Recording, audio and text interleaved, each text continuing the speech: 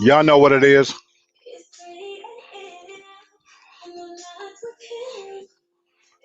How y'all doing out there this evening? I don't own the rights to this song, but everybody know if I'm trying to get in my zone, Arkels, you already know. No muting him here. It's my dude. Now, I'm not advocating the man. I'm talking about the music. But anyway, everybody, welcome to another edition of Real Talk for Real Men. Alexa, pause. Always have to shut it down relatively quickly. You know, if you play too much of a song, then you don't own the rights. You don't want to run into any copyright infringement deals or whatever. So we definitely don't want that. Anyway, welcome to another edition of Real Talk for Real Men on this Saturday, December 5th. And my, oh my, how the year has gone by. So I did send out some invites. Hopefully you've got those in your messenger. You know, if you haven't, do like you normally would, let me know and I'll send them out again. But I actually double checked and made sure, I thought, you know, I looked at a few people and it definitely went out. So I'm hoping to have some people join me tonight, you know, if you can. You know, if you feel free, come on board. You know, let's talk about a few things. Tonight, we're going to do something light as we always do on Saturdays. For anybody that's viewing my show, you know that on Saturdays, I like to keep it really, really light, you know, and carefree. Wednesdays is when I typically try to tackle subjects that are a little bit more controversial, a little bit more in depth, you know, more serious. That's just my format, you know. But in either case, you know, sometimes we never know where the night's going to take us. With that said, you know, tonight, what we're going to be talking about, I felt like I wanted to talk a little bit about movies. You know, I don't know about you guys out there, but it's not jack shit on TV right now. And it's a combination of factors. Uh, Kenneth, I sent you the link, my brother. Check your messenger. Um, I'm literally looking at it as you pop up. I see it in your messenger. So it's got Netflix and chill. It's got the thing on there. So I'm hoping you got it. So um, I don't believe I have to send it out again. Check your messenger. Let me know. But I'm looking at it on screen as your thing popped up in my messenger, and I see the invite right there as well. So do me a favor and check. Go to there. You should be in your messenger. But just on the off chance that some reason I'm not understanding why you guys aren't getting it, let me see if I could bring on a couple of people. So bear with me for a second. But I'm looking at it in your messenger actually as we speak. And so it shouldn't be an issue. But I will again send this out to you guys immediately. I hope you guys are checking your messenger. You know, when I send these invites and invitations out. So I just sent it again. So Kenneth, I just sent the link out to you again.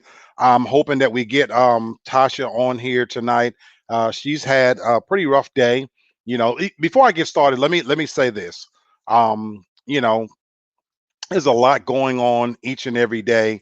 And my co-host, Tasha, I just sent you the link again. So I'm not sure why you guys aren't getting the link.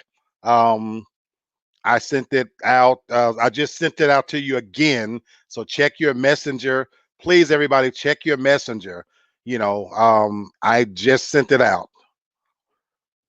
So Kenar says send the StreamYard link. That's exactly what I just sent out to you guys. Please check your messenger for me. Uh, I'll do it one more time. I'm literally copying and pasting, and I'm going via your messenger, just so you know. And I'm sitting out, and it should be coming up the exact same thing for you guys, but I'm going to do it again. So bear with me, folks. And when I'm looking at it on my end, it's actually showing that it's sending you the messenger link directly from StreamYard. So I'm not sure why it's not coming through for you guys. So I'm hitting send again. Um, so I don't know why it's not coming through. Let me do a copy and paste here, and let's try something different. Because I'd love to have some guests on. Now I'm always prepared to talk by myself if I have to, but I definitely would like to have some people visit me tonight. So let's see if this works. I'm going to save, and I'm going to show that. So I've got the StreamYard link running across the screen, if that helps. Tasha says, I don't have the link. Baby, I don't know what to tell you guys. I'm trying not to get too deep into anything, before I get to set in motion. I've also posted it in the comment section for anybody that wants to take the link from there. So I'm trying to invite you guys in any way I know how, to make sure that you can get on. I'd love to have you on. I love guests. So this is what we do. So again, I'm posted it in the comments. I've sent it to your individual messengers. So I see Tasha finally popped up. So how you doing? Did you check your messenger ahead of time? I did several times, and I even text you before. It's not sending it the way from StreamYard. I'm not sure how you normally send it, but how you send out the links for the topics on Friday. That was Mhm. the last message I got, and no other link has come through from Messenger with the link for this Sending it show. the exact same way. Yeah, And when it's not popping up in Messenger. I pull up you guys individual names, for example, I'm going to Messenger, and it's showing that it's sent to you. Netflix and share romantic movies for cupping season. It's showing. So that's why I did a pre-run. So I checked 3 or 4 people just to see if it was going through, and it's showing that the actual thing. It just shows up as just a Facebook link, but not as the StreamYard link. That's And again, that was from Friday. that's crazy. No, I've sent this Mhm. out today. Around about maybe 7:30, whatever. I want to do a little trial run real quickly. So Sure. I'm going to do a copy and paste right now, and I want you to Mhm. check your messenger and tell me if it comes through. Because if there's Okay. something wrong with StreamYard or my screen or whatever, so I want you to tell me something. So this is how I've not always done it. So I'm literally going to send this just to you, okay? Okay. And tell me Um, if you receive anything. Nothing. No notification, no nothing. My messenger head doesn't pop up at all. I don't know why. I have no idea why it's going through. What's going on, Top Cat? How you doing? All right. Hey, N- what's going on? Hey, did you get the invitation, Terry, or how did you log in? No, I seen you having some technical problems, so that's why I joined. No, it's not coming through. Tasha's right. It's not coming through. Okay, so I'm doing it the same way. So I have no idea why it's not going. And I've been doing this from the beginning, and it was always going through anyway. I've got to figure that out. I'll figure that out behind the scenes. So Yeah, but you posted it. I mean, I could see it. I mean, they could just type that into your browser, or that's kind of why I just joined it. Let you know it ain't working. I got you. Well, thank you. And so on my end, it's showing that it's going through because I can pull up the person's individual messenger and I'm looking at the link that's going through. Hey, there you go. So I don't know if you want it on your chat. I mean, if so, I'll delete it. I just throw it out there for you. no, and I've got it on mine. That's I did it for people as Mhm. well, but that's literally also what I'm sending through. So that's okay. I'll figure this thing out. How you been doing, man? Oh, I can't complain, man. Life is good. You know, what I mean, I'm all about investing, and things been going well, so That's I'm good. Good. I'm in a good place. Good deal. For y'all, for the viewers that don't know, we haven't seen my nephew in a while. If you don't see Terry, Terry's out there doing his money thing. I saw just tonight where you had posted that you engage more on Instagram. Obviously, that you're getting more feedback and traffic, so you're not as much on Facebook. It was what I saw. That's correct. Yeah. Yeah, a lot of people don't really engage on Facebook that much, so yeah, I'm always on Instagram. Gotcha. I got you. Okay. So, anybody want to know, Terry has a actual show called Minority Investment Group. Very big on investing in was it the stock markets and what else you do, Terry? Yeah, pretty much stocks, long term, short term. If you in the option contracts, I'm not gonna take too much of your time on your show, but today I posted this link. I give my daughter a weekly allowance. She's trying to save up for a dog, so she has $77. She asked me to invest it, and right now it's at $860. Hopefully next week it'll be at 1,000. So yeah, if you're not investing your money, you should. Hey, say hi to your Uncle Freddie real quick. Sorry, not too long while you're here. And there's the puppy right there. Got So a little puppy. Hey, sweetie, how you doing? All right. she Well, can, all right. well, I appreciate you Now joining. get up out of here. Now get up out of here. Well, here's the one thing I'm gonna say to you, nephew. I need to send you a couple of $100, and I'm gonna trust your judgment. I just need you to invest for me. Okay. That's all. Yeah, I just did it for my mom. So yeah. That's it. So I don't know anything about it, but I trust your judgment. So I'm gonna send you a couple of $100 here and do what you do. Yeah. Open up your account and I got you from there. So yeah, you'll still be in Okay. control. I just tell you what to do. Okay. Okay. I'm gonna make that happen. Well, I appreciate you joining in and thanks for helping out. Good to see you as well. Okay. All right. So Tasha, anyway, I was telling the audience a little bit. It's been a tough day for you. There's so Mhm. much going on. I'm not going to get into personal business, but before I start the show, I do want to give a shout out to everybody that's going through this whole COVID thing. It's Mhm. real. It's just real Yeah. as can be, and it touched her personally today.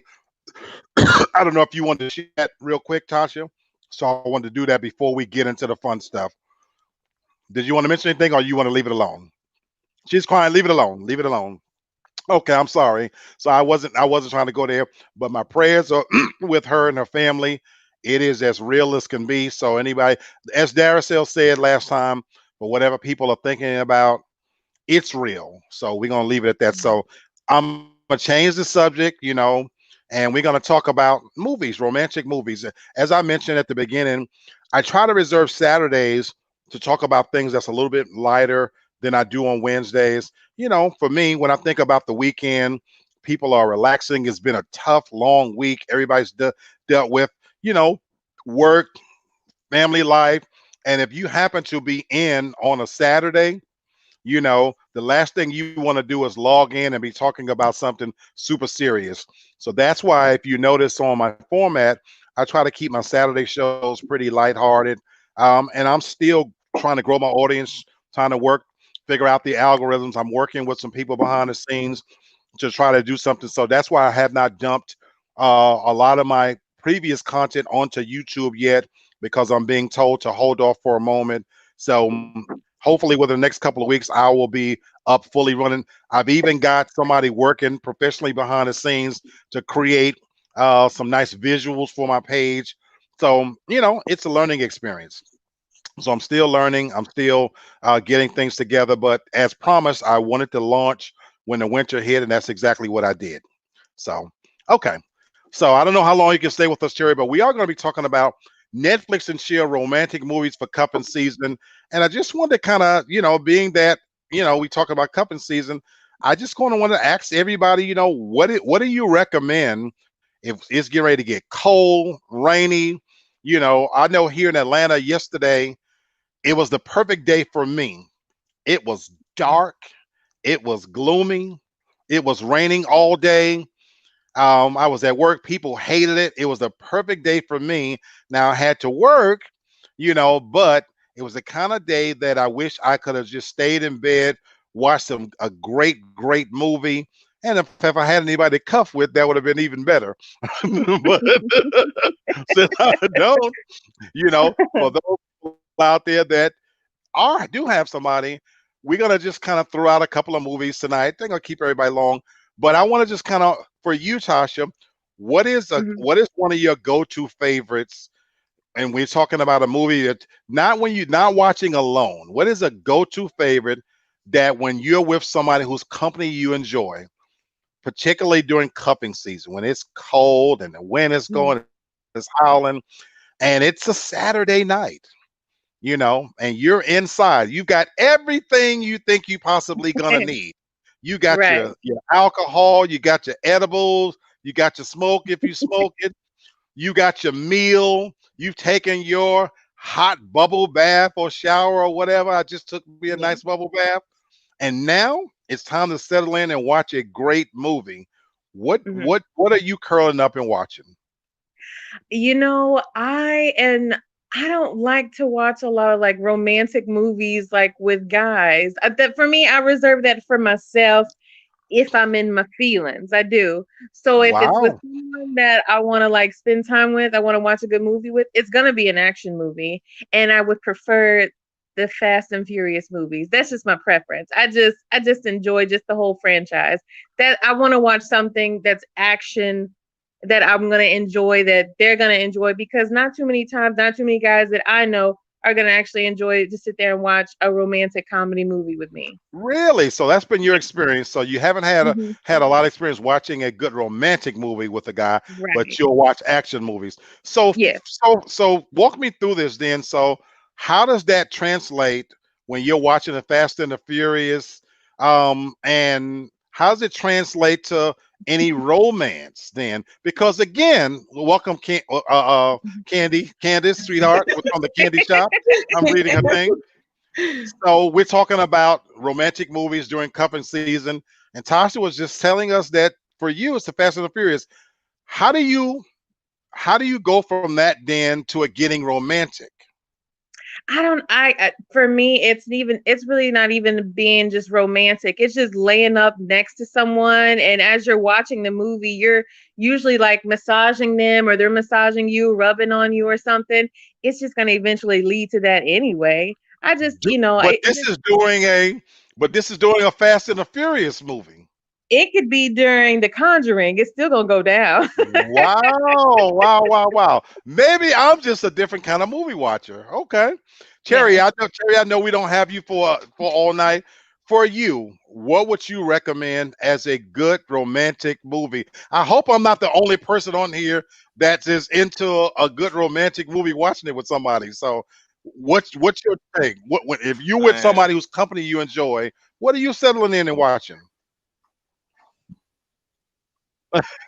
man, you putting me out there, but since you're my uncle, I tell you, I've never told anybody this, but I like that I've movie, The never seen Notebook. it. I've never seen it. A Yeah, good I movie. like that's a it. good movie. Yeah, I like Okay, that do one. me a favor. Yeah, So it's a if good you movie. had to So, tell somebody what it's about, and for the record, I've got movies pulled up, and I'm going to kind of read the synopsis of these movies, and we're going to talk about them as it relates to relationships. What is the Notebook about? Because it never drew me in. pretty much they met when they were younger. It was kind of like a love at first sight. He kind of met her. He knew he loved her, but she come from a rich family. You know, he come from a like a I don't know, like a blue collar worker type of family, Okay, and I don't think their family approved. So she kind of moved off, moved away for college, and they kind of lost touch or whatever. He dated a while and just wasn't into anybody. And when she came home, I think she was engaged, and yeah, he was still in love with her. He just did whatever it took to, for them to fall back in love, and okay. just a happy ending story. Yeah, it's a good movie. It's all right. Let me ask you this. So let me ask you this, because I'm gonna have to put that one on my list. If hearing you recommend it. Now I do know that it's the primary characters are white, right? Yes. And so there are a few movies on my watch list with white characters, because if it's a good movie, it's just a good movie. Right. You know what I'm saying? So for you watching that, thank you for sharing that with us. But what was romantic about it for you? There's this one scene, I think when she returned home, she was engaged, and they were just meeting up for lunch or dinner and stuff like that. And there's one scene where he just told her pretty much he confessed how he feel about her, and she's like, "Yeah, but it's too late now. I'm in love, and I'm engaged to be married." he just told her, "No, it's never too fucking late. I love you, and I'm not just gonna let you go." He just wouldn't let her go. It's I like one like of those that. things where a man knows what he wants and he's not gonna stop. That was just kind of him. Like, I like that. I like that. And as I thought this subject up, I wanted to kind of see how that could relate to the overall thing of relationships. And it's definitely going on my watch list. What I like about what you just described, though, is I don't know if you ever been in a situation like this. Is there some?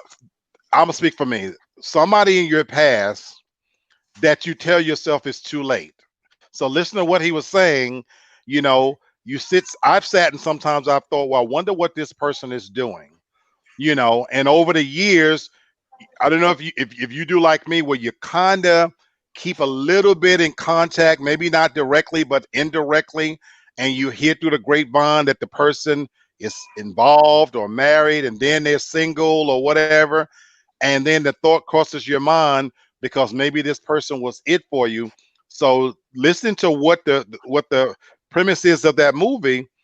I can probably really relate to that, and I like what the scene when he just described, that timing sometimes for people, it's amazing that you feel like it is too late sometimes, and to hear the man's character tell, no, fuck it, it's never too late. I think sometimes we I think as men sometimes our pride won't let us jump out there and put ourselves out there like that, and so that's why I appreciate a movie with that kind of theme in it.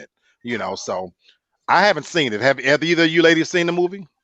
I've seen it. I didn't Oh, particularly care for it. But I mean, but again, if movies like that, I don't want to watch with someone because I'm gonna end up shit. crying and that's gonna ruin the mood. And now I've got snot all over you, and now I'm all upset. So that's just gonna Okay, mess it all up. okay.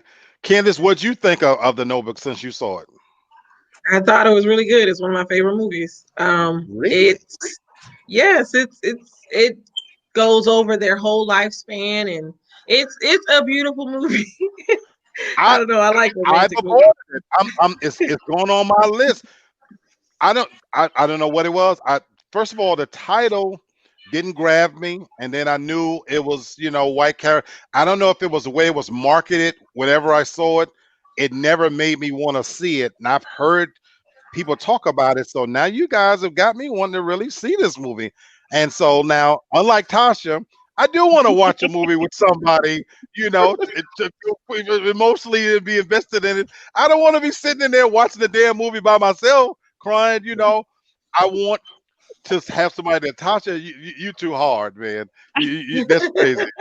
it wasn't my intentions to watch the movie. Like, I was with my ex, and she Really, put it on, and I was watching. really. Like, oh damn, this is a good ass movie. Like, yeah, that's what happened. Okay, okay, Yeah, okay. You got sucking into it. yeah. Okay, Candace, for you, what's a good romantic movie you and your husband sit back and watch? I like romantic comedies. So Boomerang, I would Okay, watch that. I love 90s movies. And then I like Eddie Murphy. So I can sit back and watch Eddie Murphy Raw with my mate, and that's entertaining to me. okay. So I get the entertaining part, and now Boomerang. What did you find romantic about it? I mean, him and Halle Berry getting together, even though it's crazy how they portrayed her as the less attractive woman to Robin Givens, when in actuality now Halle Berry is looked at as the more attractive woman. So, but I That thought is it was cute. you make a really good, interesting point.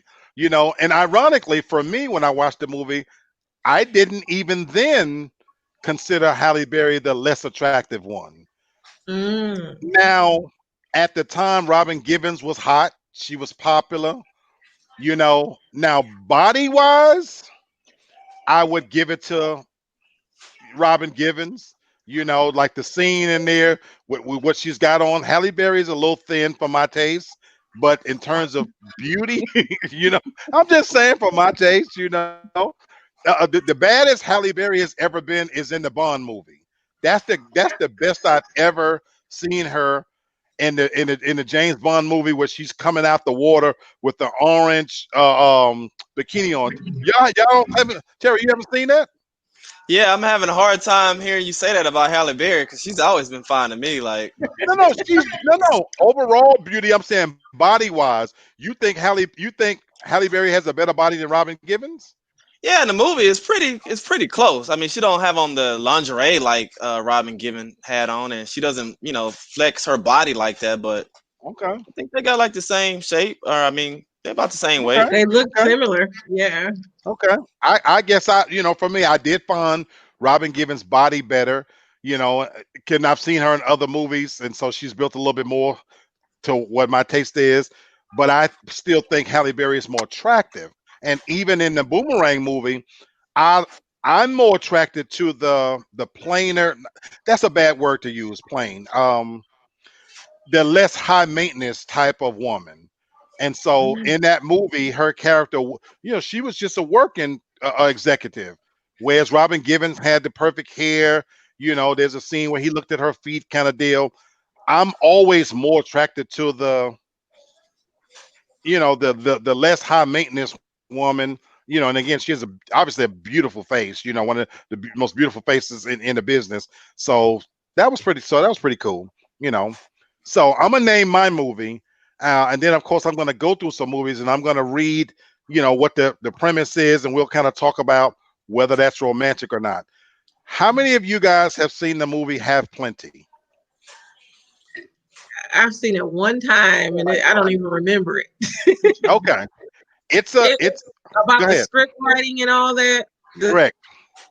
Correct. yeah. It's a so for anybody who haven't seen it, you know, it's one of my favorite romantic movies. For me, it's intelligent, it's funny, the acting is solid, and it doesn't have top-notch actors in it. These are people that are unknowns, you know. For the record, what it's about, it's a lady executive named Haviland, and there's a guy that's is a wannabe writer, down on his luck writer called Lee Plenty. Hence, you have the movie Have Plenty. Now, the reality is she's rich, her family's rich, he's in love with her, but they're best friends. And the whole movie takes place over a weekend. She invites him up for the weekend to her upstate house. They're in New York, but I think this movie takes place in Washington or something like that. So she invites him up with a few friends for the weekend. And of course, he's a struggling writer, and all of her rich friends are there. Now, she's engaged to a rapper, to a guy Who's that a has cheater. money, who's a cheater. The rapper is a cheater, but she's engaged to him, and she's real high maintenance, high profile. And through the course of the weekend, all of her friends are attracted to Lee. All of the friends, ironically, end up being attracted to Lee because he's very direct and blunt. He has an awkwardness about him that is kind of nerdy, but they find attractive. And it's one of those kind of movies where you don't appreciate what's right in front of you. And I mean, he's puppy love in love with it with Haviland, following her around, just hanging on her every word, and everybody's telling them move on. She doesn't. First of all, she's out of your league. She's got a man. She's not going to stoop down to look at you. And again, you can't even impress her family because her family's got money and this and that. And so the movie kind of goes through how eventually, when he decides to move on, he makes his play. And I don't want to give away the ending or anything like that, but it's a kind of a rags to riches kind of story, but it's a lot of great dialogue. And for me, that's what I really loved about it. It's not a whole lot of scenery. Again, it takes place over the course of a weekend, all in like a house, and the interchanges are between all of the different people. And it's kind of got this comedy thing like Three's Company. If you ever watched Three's Company back in the day, when it's like Mhm. mix up, ends up in this person's room, and all these little situations happen. And it's just it's literally one of my favorite romantic movies that I will watch. It's called Have Plenty. So if you haven't seen it, you know, it's a great movie to sit up and watch because it also opens up a lot of really good dialogue about what people consider important, when it comes to relationships. Because what are you chasing? Money, fame, materialism, or somebody who really and truly loves you? So that for me is one of my all-time favorites. And I know we've got some that will always make anybody's list we'll talk about, but I wanted to share that one with you guys. That's a great, great movie. Do yourself a favor, watch Have I Plenty. actually seen that movie. It is a good movie. And I'm looking, Okay. it came out in 97. So yeah, that was a long time ago. Because I remember the Yeah, guy, he had like dry humor, which I kind of like. right, Yeah. right. He's this real awkward. He dresses real ratty, but you grow to like him through the course of the movie. And as he stands up for himself, because you're kind of rooting for him, and then she's treating him real bad, but she's not malicious with it. It's just, honestly, it's the nature of the nature of their friendship. And she's done it so long until it becomes the norm, and eventually, he kind of gets himself together. And that Terry gave the date on there. I think you said you like movies from the 90s, Candace.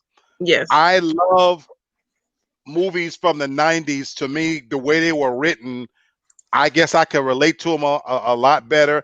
Now, there are some on this list I'll be talking about that are more up to date, and I'm gonna name one as we come back around that's up to date that I found really good. But okay, Kennard, you just joined us. For you, what's a good romantic movie that you enjoy?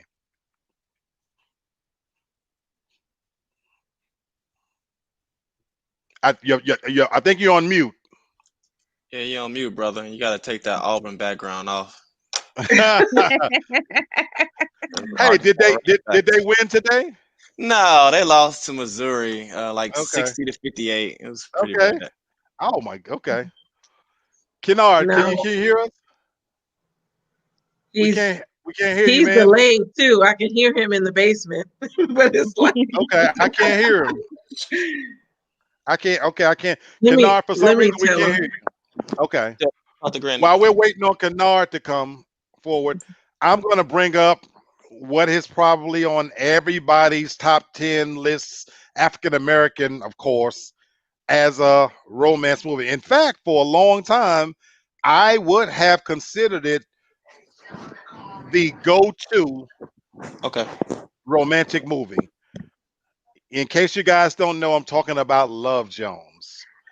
So for the record, has anybody not seen Love Jones? Good.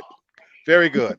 So all of these little movies I'm pulling up, they got a little bio. So just in case, Kennard, can you hear us? Okay, we still ain't got Kennard back. So let me just read what the description is. We're talking about Love Jones, which on most people's list is right at there at the top.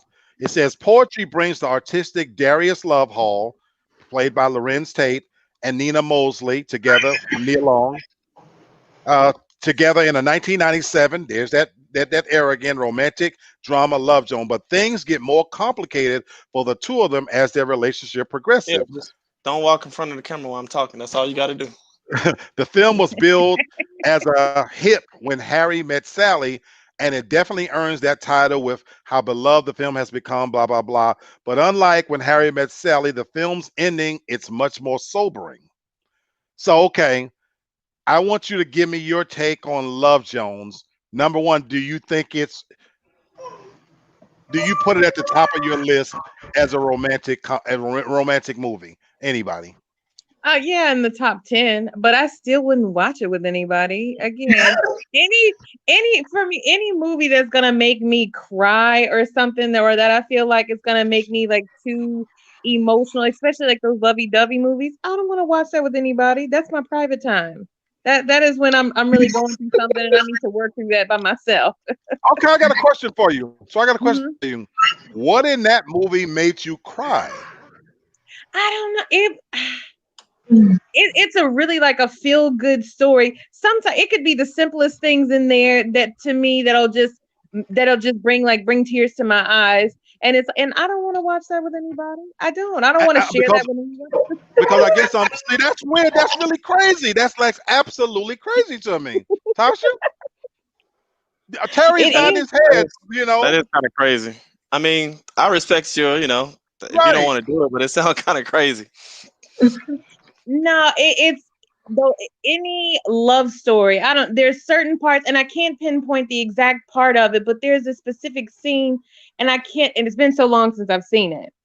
And but Mhm. there is a specific scene that is just like like that is just for me. It was just like that is just so sweet, and that's why I was just like, it'll make me cry, and I don't want to watch that with anybody. Hey, this why this show is funny because you learn about people that you just didn't know. Candace, what's I, your I take?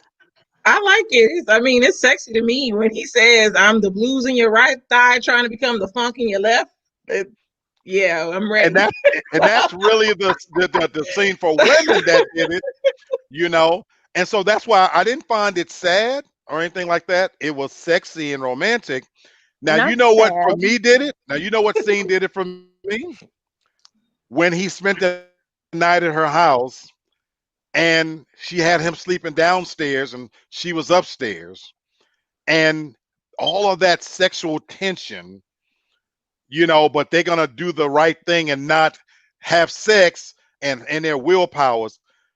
I don't know if you've ever been in that situation. Oh my God, I've been in that situation. And so I got to tell a little short story. I always have to tell you guys, some of my little short stories.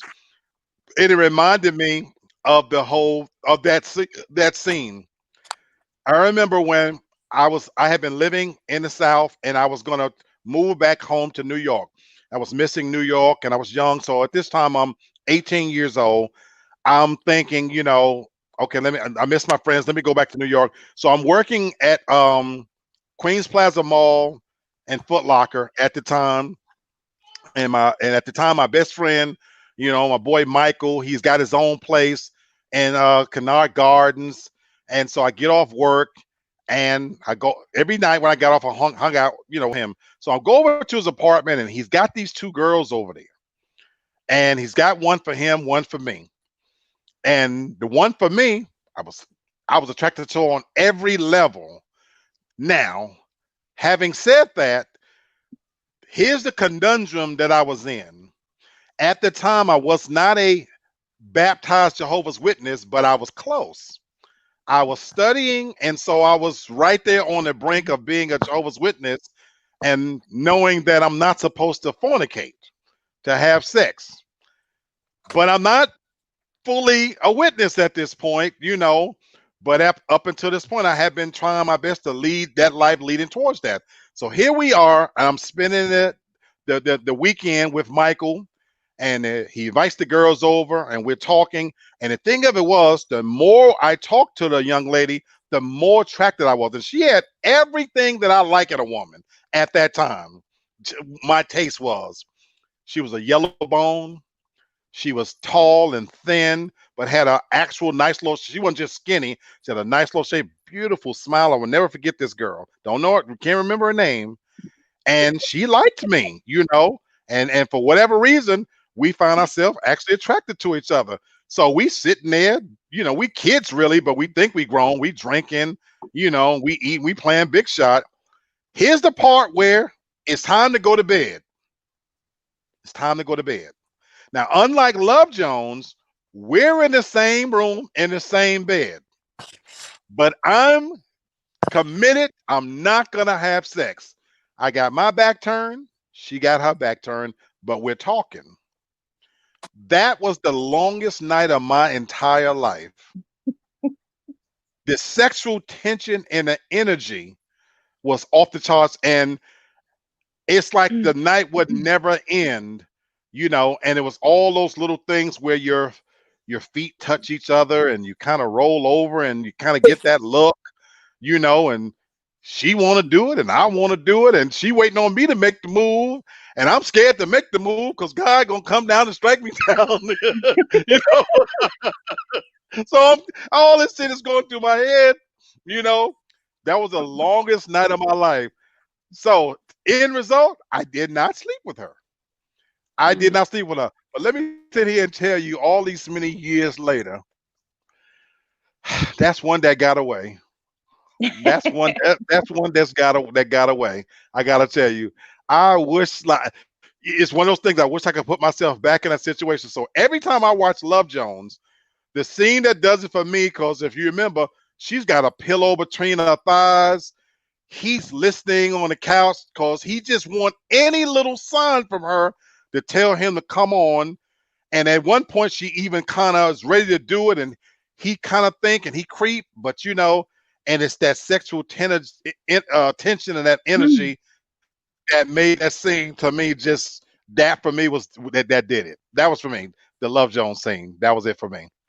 So anyway, Kennard, can we hear you now, brother? Can y'all hear me? Yeah, we can hear you. So, Oh man, go ahead.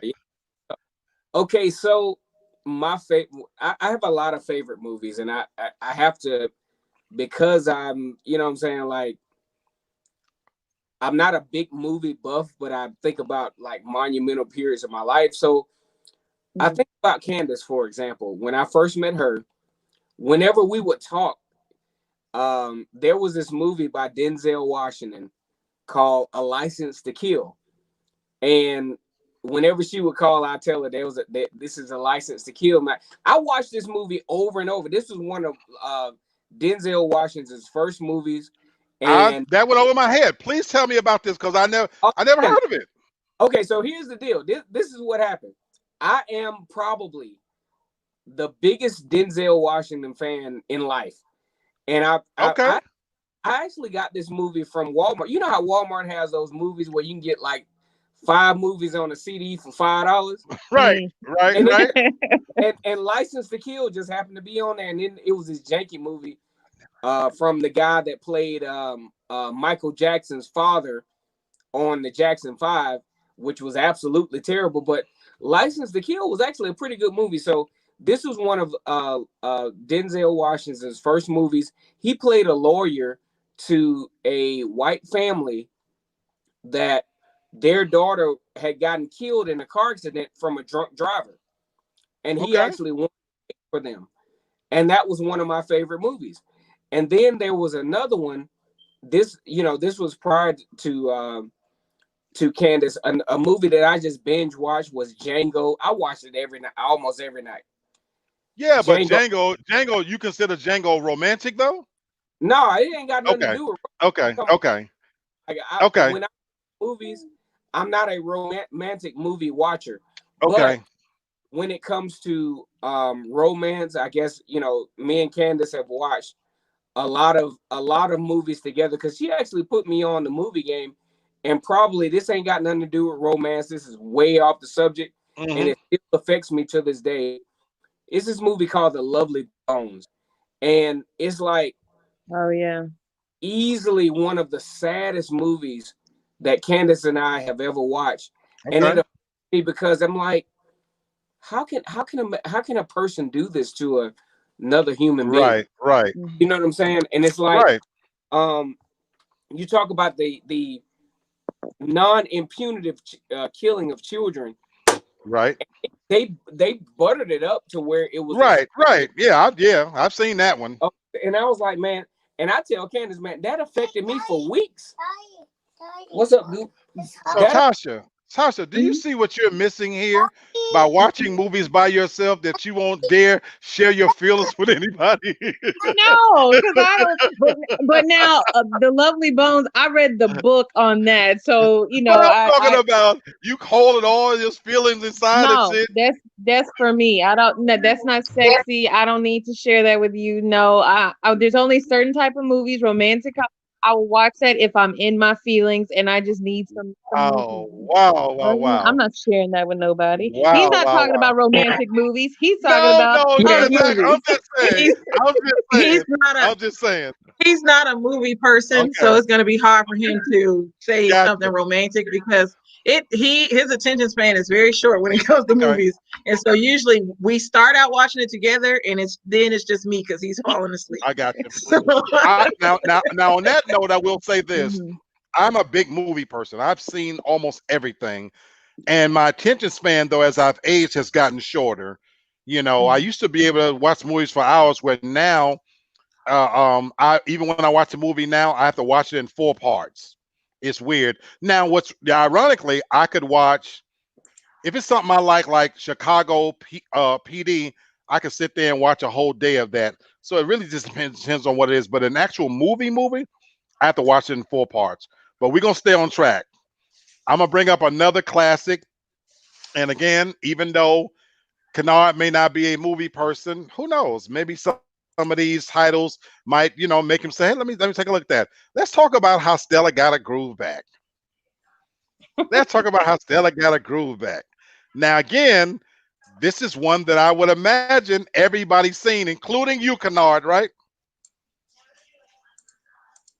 I've seen it over and over again because my mother was the type of movie watcher to where, I don't know, she had this thing to where she could back in the day when you had the movie and the DVD to where you could watch it over and over again. And Okay. how got a groove back was in constant rotation. So yes, I'm very familiar with that. Gotcha. Well, just for the sake of the audience, this was a 1997 film. Angela Bassett, Taye Diggs. This is the movie where Taye Diggs got famous off of. And it's about a divorcee who takes a trip to Jamaica, and actually meets a guy that's barely legal. He's literally 20 years old and she's in her 40s. There's an attraction. He ended up coming to the States and staying with her. And the movie was about the complications that happen between people with an age gap. This was that movie about that age gap and all of those little things. And it was, for me, as I would define it, it was about whether or not love and attraction could usurp all of those issues dealing with age. Now, so what I want to pose to the audience is, have you ever been in a situation where you was in an age gap relationship type situation? Yeah. Tasha, what's the biggest age gap situation you was in? Right now, he is 15 years older than me. This is the 15, this yeah, is the biggest 15. one? Okay. 15. Okay. Well, no, when I was younger, I was a little fast little thing, but that wasn't a relationship. But I would say right now he's about 15 years older than me. Okay. Question then. So Mhm. what issues do you guys deal with that are related to the age gap, if any? I really wouldn't say any, but that's because for me, I find it really hard to relate to people my own age, and I've always been like that, where I generally I flock to people older than me because of the conversations or just in general, just the likes. I'm very quiet. I sit back and observe, and I will, speak if there's something to be spoken about, and that's Okay. why for me, I've just never just gotten along with anybody too much my age. But there's not anything as far as age gap that I would say that we deal with right now. I feel like sometimes he tries to fit in with the younger crowd when he shouldn't have to.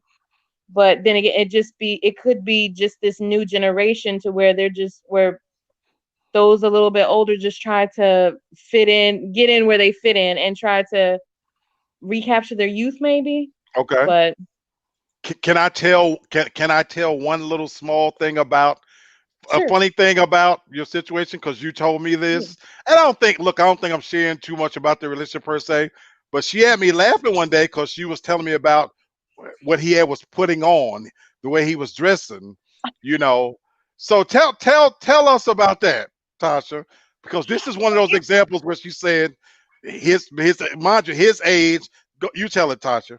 it I have a serious problem with grown men wearing skinny pants. Like that is just for me, that's just a no.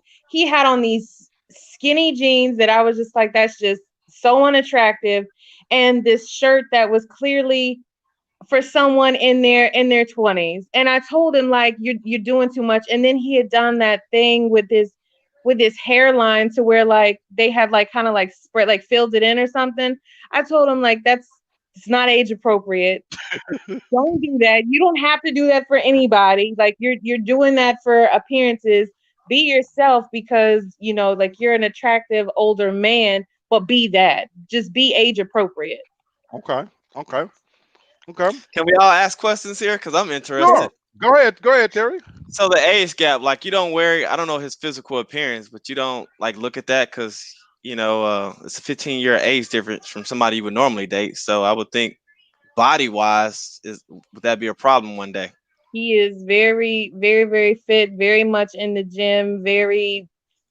When I first met him, he was bigger, and over the years he slimmed down dramatically. So no, but it's not a traditional relationship. It's a situationship. We've just been dealing with each other for so long that it's past that. Like I don't look at that. So, well, I want to follow up on Terry's question with what he's saying, because right now he is physically fit. I think Mhm. Terry was saying like over time. So what if his physical appearance went back to big? I was attracted to him when he was bigger. So Like I'm so for still gonna you it be doesn't attracted. matter. It didn't Okay. matter for me. I was still attracted to him when he was bigger. Okay. Okay. All right. I asked that because I like younger women because they tend to be more fit. And so I notice some older women, as they get older, they're not much into fitness, and that's a big thing for me. So Okay. I guess it's Okay. not a big thing for women. Okay. So No, so so it's I'm good, Tasha. oh no, I was just gonna say it's just to be expected as you get older. There's just some things that you just can't beat father time. You just can't beat that. And with age, a lot of times comes the weight, and some people don't. They may encounter other ailments that would prevent them from being able to be in the gym, or as active or as fit as they used to be. So for me, I think we're so shallow now that we put so much emphasis on the physical instead of looking at the character of that person and really what we really like about that person. Yeah, Okay. I agree. It's just hard to meet that character. Yeah, I see your body first. I don't really get to know your character for a long time, so I can't. I guess it's different for That's a men and valid women point. though. That is a valid point. So let me ask you something, Terry. So you said you tend to date younger. What's the age gap we're talking about for you? How many years we talking? That's why I was asking Tasha because I try to keep it around 5 to 7. Okay. I thought about maybe 10. I think that's a little too young, but Okay. I don't know. I might be more open to it now. Okay. Because Do that's the do thing with me. Go ahead. do you and with even with that 5 to 7 age gap, have you ever encountered any issues because of the age gap? Not in 5 to 7, but I noticed like 10 or 12 when I talk to younger women. It's like after a while you can say, "Wow, they're totally young." Just you could just tell by their conversations, how they react to certain things, the conversations that they try to have, the topics that they want to talk about, or just most things that most adults talk about. They just have no clue for as bills, investing, thinking about the future. Okay. And after a while, it's like, wow, it's a big age gap here. Or they talk about partying a lot, and that's not something I'm into. So that's why Gotcha. I tend to stay away from younger girls, maybe because I'm 42. So yeah, if you're not 35 or older, I really don't look at you that much. I got you. I got you. Okay.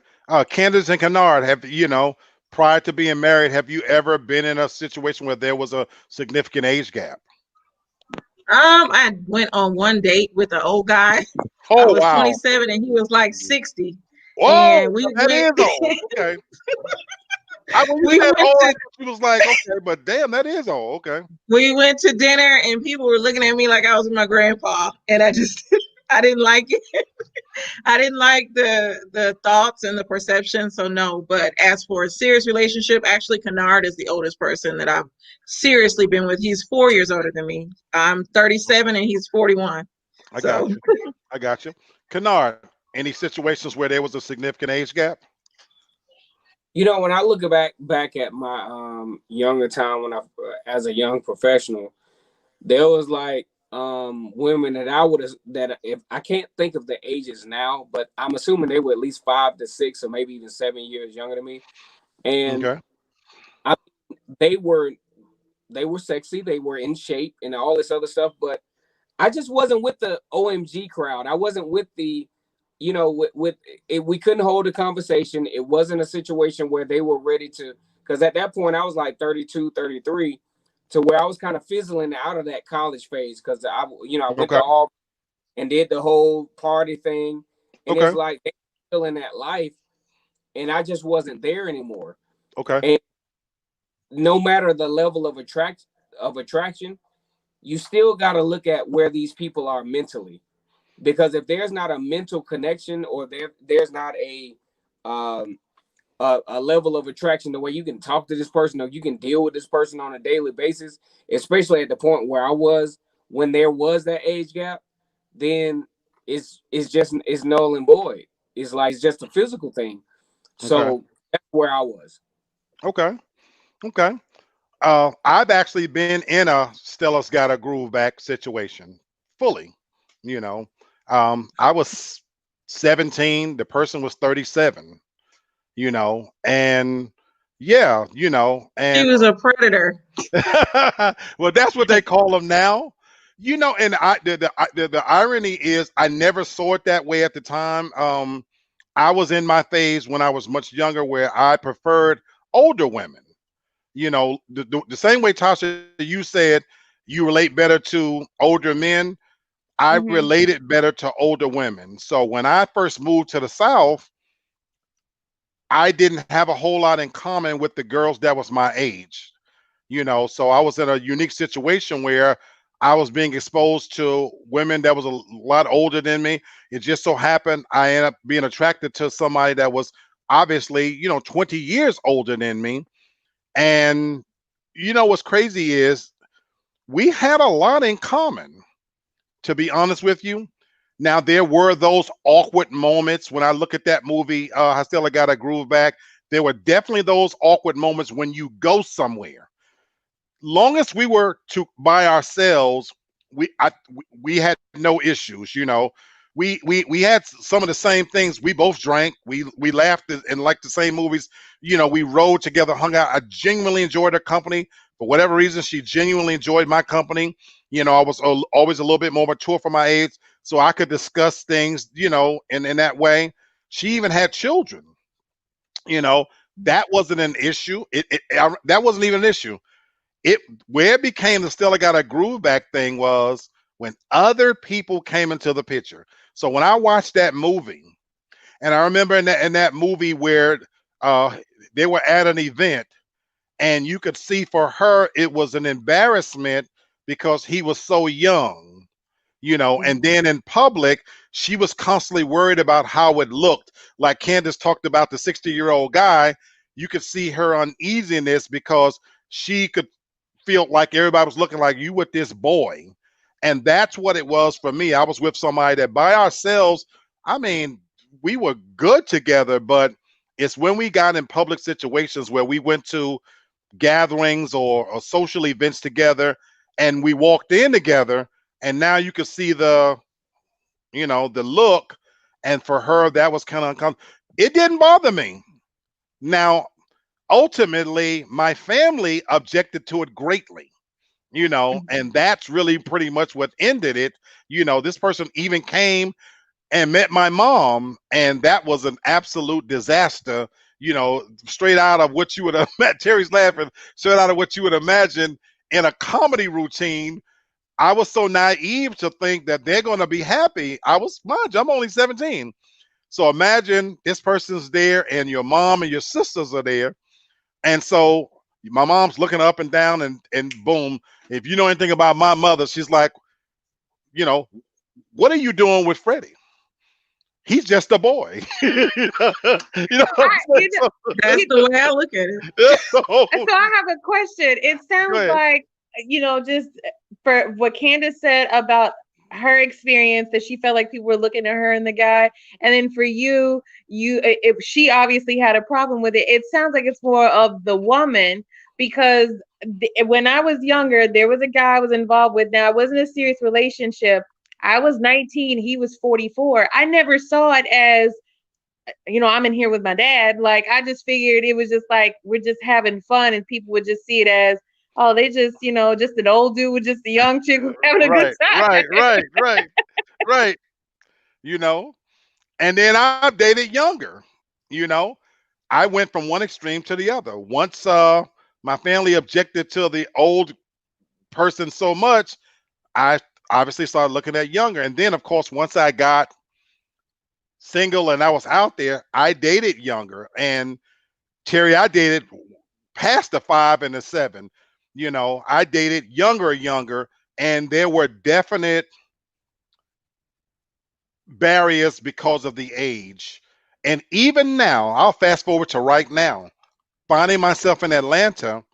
I didn't date because I don't think people date anymore, but I was involved with younger women, and we had nothing in common other than sex. Nothing. We didn't like the same music. They wouldn't even know what these movies are about. These are women that was coming over that, Terry, you talk about finance, they wouldn't have a clue about anything financial, anything political, anything newsworthy, So I forget who said it before, but they were coming in, and it's all about videos and kicking it. And so, you pretend for the first part of it that you can deal with it, but it's hard because it's only so much once you get past the physical that you can kind of stomach and deal with, where you get to a point where you have nothing really in common enough to hold you together. And for me, that was where it got to the point where I'm 52. I've been celibate for this whole year. So at 50 years old, I'm kicking it with somebody that's 26. So it's a significant age gap. And at first, it was fun.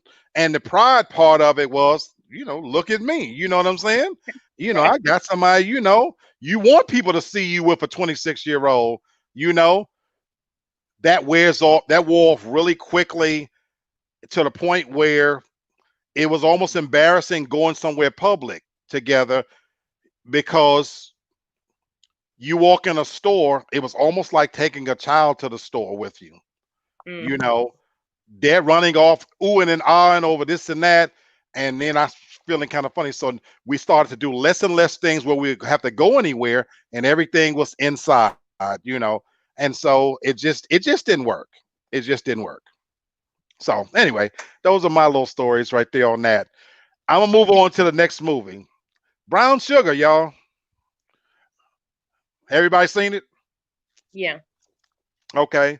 Now this is again Taye Diggs, Sanaa Lathan, which I think Sanaa Lathan is underrated. She to me is one of the best for this genre, the whole romantic movie genre.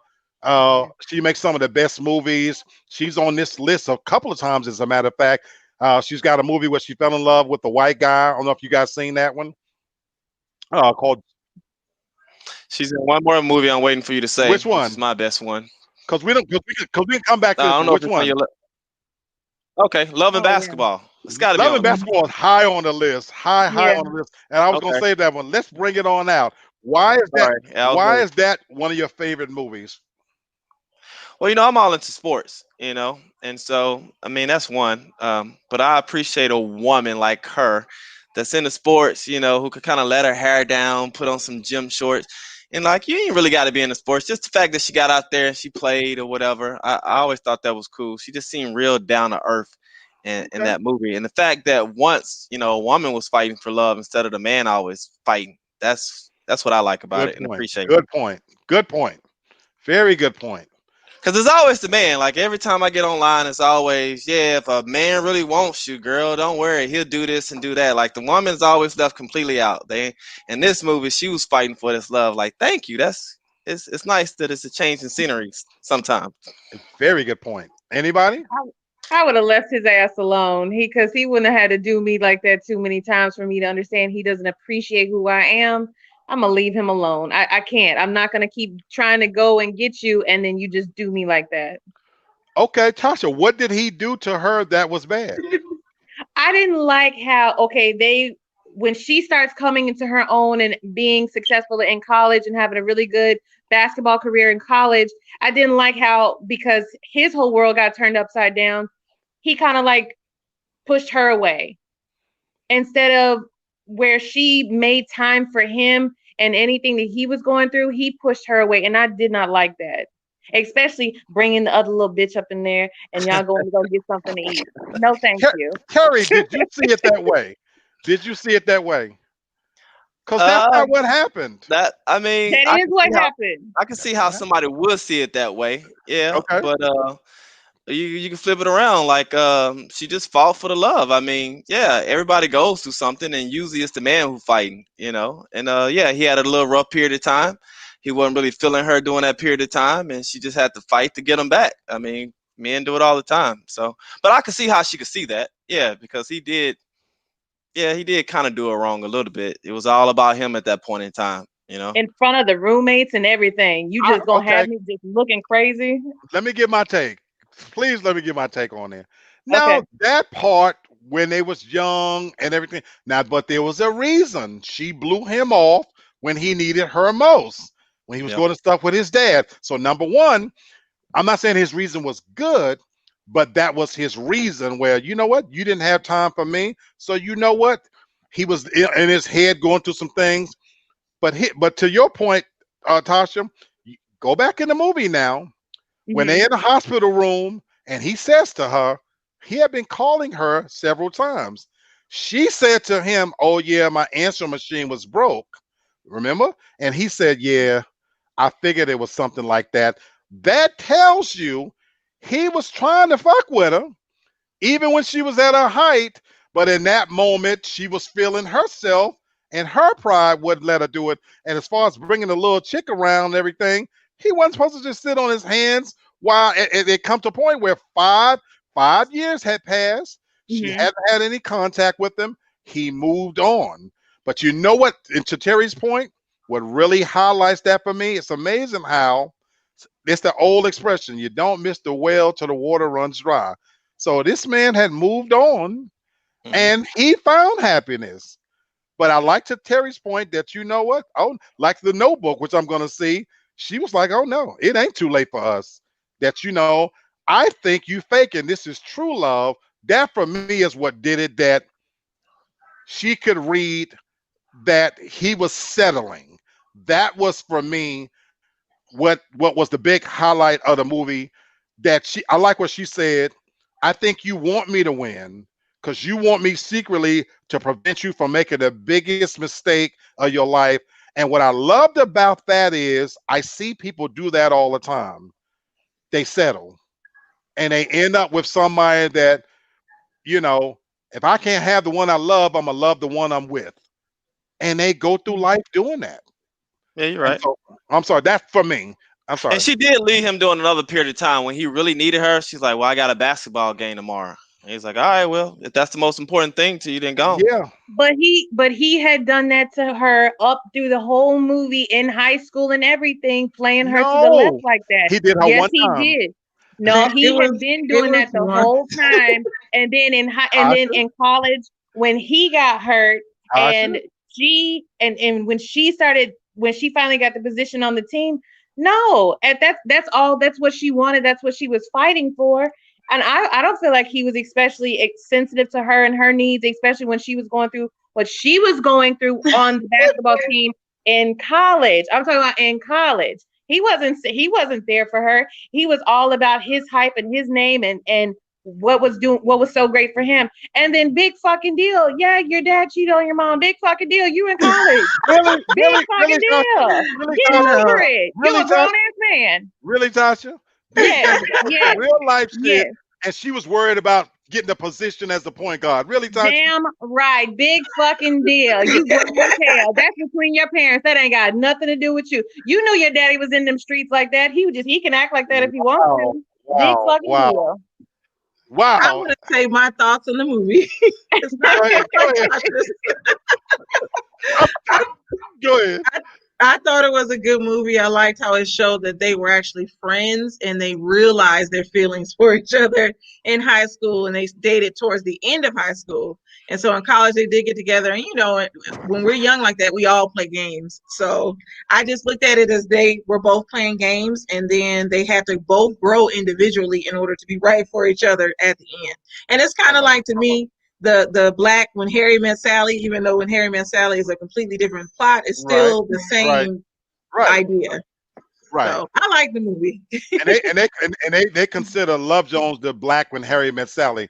But to segue into your point of how childhood and they grew to love each other, that's a nice segue into the movie the one that we were going to talk about again.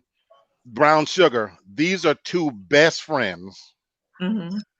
These are two best friends. And I like that movie how, as best friends,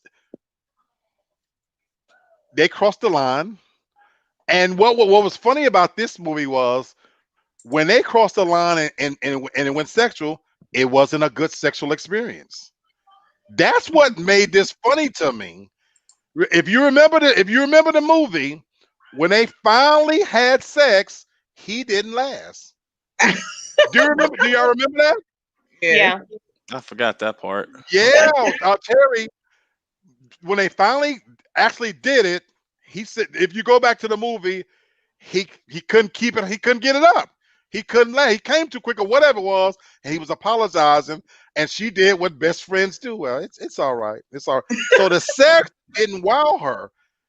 And the fact that they could still, so to me, what made this movie special was this was not about physical sex. Because remember in the movie, she ended up getting engaged to a basketball player. You know what I'm saying? And he was actually, did he get married? Yeah, he got married. He got And he actually celebrated married. his Yeah, he was divorce. married. Yeah, he was actually married to a successful woman. They had a successful marriage or whatever. Right? She cheated on him, but she had a basketball player who loved her. So it wasn't like she had a bad guy. The basketball player genuinely loved her, but something was missing. The whole concept behind Brown Sugar was they were both in love with rap. You know, and that was their first love, and they were connected in this magical way that went beyond the physical.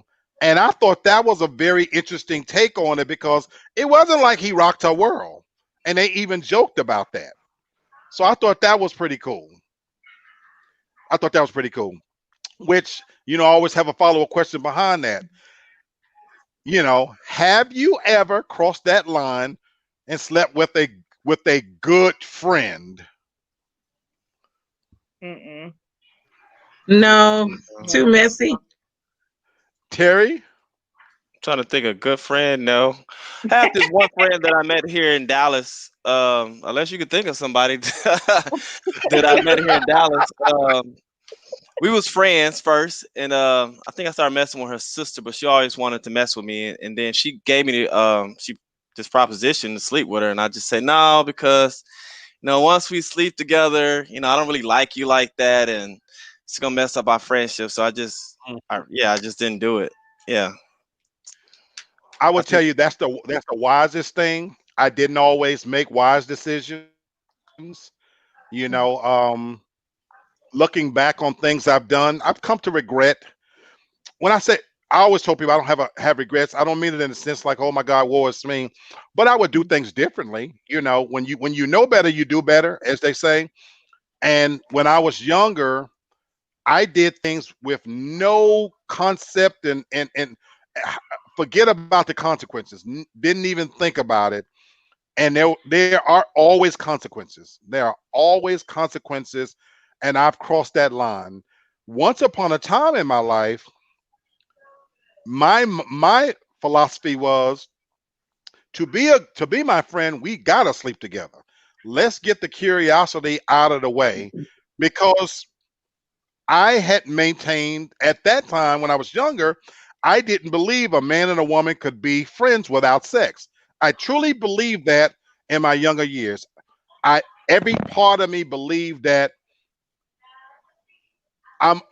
that a man is always going to want to cross that line. He's going to always be curious, to sleep with even the best friend.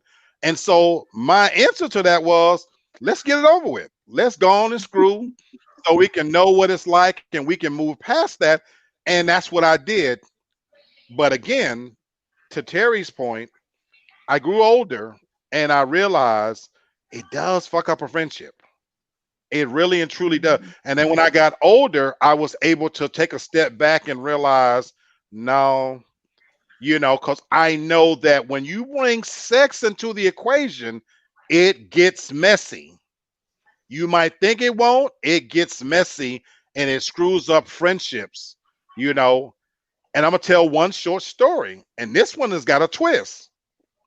This was not a situation where the friendship got messed up between me and the girl. This one where the friendship got messed up between me and her boyfriend. Okay, you might say that's a little, it's a little mixed up. At this time, my best friend at the time, and I was running buddies every day, and we out there running and gunning, doing our thing. And he knew how I was. That, as Terry knows, I didn't deal with the 7 and up club. The woman didn't have to be a 7 and up for me. 3s and 4s and 1s occasionally. I repeat your famous quote. Hey, I did numbers, and that was what it was about. And so, long story short, my best friend at the time, my running buddy, he had a chick he was dealing with, and he knew me. And hanging out at his apartment one day, one thing led to another. He didn't think it would happen. He thought the girl wouldn't do it. And he put her in a situation where he was going to test her to see if she would go through with it. She went through with it. Now, as it was about to happen, he was, pushing her all the way up to that line, and it was happening. He sat and watched the whole thing. He literally watched the whole thing happen. And it damaged our friendship, and we never recovered from that. Our friendship was never the same. For me, it was just sex with a chick that I didn't even think he had all that much feelings for. And it wasn't that he had all that much feelings for her, but it was the idea that I crossed the line. And even though, and sometimes you have to be careful what people say and what they mean. Those are two different things. Because the male part of him said, man, if you can get it, get it. But I should have known better that it wasn't worth it. And as I got older, I had to realize that all sex ain't good sex. And there's times when you have to pass some stuff up. It just doesn't mean enough, And so, yeah, our friendship it never recovered. It never recovered from that day. I will say. Okay. Go ahead. I was just gonna say this. Now, I've never had the situation to where it was someone I was friends with first. It was someone who I was interested in. We ended up having sex, but after that, I determined that it was just best if we just be friends because it wasn't good. I was like, we can be cool, Okay. but we could never go there again. Had the sex been good, would that have made a difference? Oh yeah, we probably would have been in a relationship. Yeah. Okay. So you know what? So how big of a letdown was that then? Major. Okay. Major. Was the expectation higher because you liked him as a friend? This was someone who I had met. I was dating someone at the time. I exchanged numbers. You never called me. 2 years go by. We run into each other again. I give you my number again. You never called me. And then third time's the charm, and you know who this is. Third time's the charm. We run into each other again. You sit at my job for hours trying to convince me for the third and final time to give you my number again. I give in. I give you my number again. Now, you did call me, but we went there. It wasn't good. I guess it was just, for me, it was just the buildup. Like, I'm just thinking that it was gonna be worth it, and it wasn't. Right. So, and I was just like, it's just best if we just be friends. But everybody have a bad day or something. No chance to make up for it. No. She doesn't believe in That's how bad bad days. it was. That's how bad it was. First impressions. First impressions are lasting. 10 seconds and you're out. No, thank you. I don't need another repeat of that. No, thank you. Oh, well, that's a little different. Okay. Yeah, that's rough. That's rough. And I tried. For the record, I tried to talk the guy back in. Like, he could have been on edge. You know what I'm saying? Man, they got medicine for that type of stuff now. So but she was like, okay, I'm good. Okay. The next one I'm going to bring up, this one is a little controversial. So Okay. I'm waiting till so I can bring in Candace. Can you hear us, Candace? Okay, this next one, let's talk about Moonlight. Hell is Moon. Now that's a no. Hold on. Oh, Hold on. Right off the bat, why you said that's a no? Because even though there's nothing against homosexuality, I just don't want to watch it. Have you seen it? Yes. Okay. And it's not that it's disturbing, but it's something that I don't want to watch again. The acting was phenomenal. I do agree that they did deserve an award for their acting, but I didn't, especially the parts when they were teenagers and they were kissing and Enough said. I told you this was gonna. I was throwing you guys a loop in there. Tasha, what's your take on Moonlight? The movie from 2016. Yep, that's correct. No, there was nothing in me that even wanted to see it. No, I don't want to see that. Did you ever see it? No. She never even saw it. Terry, did you see Moonlight? I've never seen it, never heard of it, but based on their response, Really? I'm not gonna watch it. Well, No, it won an Oscar. Like Okay. it won Best Movie for that year. But it makes, and I'm not gonna make it a black and white thing, but it makes me question what Hollywood awards. They award us when we are in role positions like that. That's I'll just true. say that. Now that's true. Now that's very true.